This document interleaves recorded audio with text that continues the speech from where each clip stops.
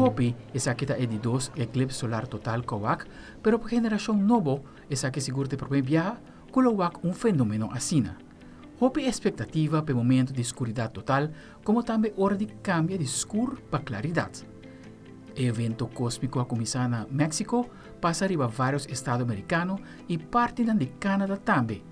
Por mirar cara de assombro, tanto riba mucha e adulto, mientras que a luna te bloquea solo, poniendo oscuridad brevemente riba planeta Terra. The only planet in the solar system that this is true for, the apparent size of the moon in our sky is the same as the apparent size of the sun in the sky. Nos colegas da Fundação Space and Nature a mira o eclipse solar total for de Texas e te dando vista riba em momento de escuridão total e depois que o primeiro raio não abria para volver virar claro no evento organizado para Caryville. Nós estamos diretamente aqui for de Caryville, Texas. A cabine que nós estamos arriba é Lewis Hayes Park, onde a cidade organiza algo para o local, não somente o local, mas também turistas e visitantes. Nós acabamos de experienciar o que se chama Totality, o que é Solar Eclipse Totality de aqui na América 2024, caminho que essa aqui está algo sumamente emocional para experienciar.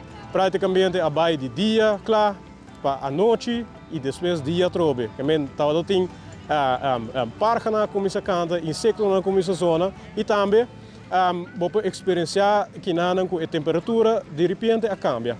Começa a ter tique calor, começa a vir tique frio, então depois começa a vir calor a trobe. Pois essa aqui está algo sumamente emocional para experienciar. Tem bastante nuvem durante que nós estamos chegando a totalidade, mas tem net no momento que chegamos ventana de nuvem, também que nós podemos experienciar a totalidade aqui na Texas.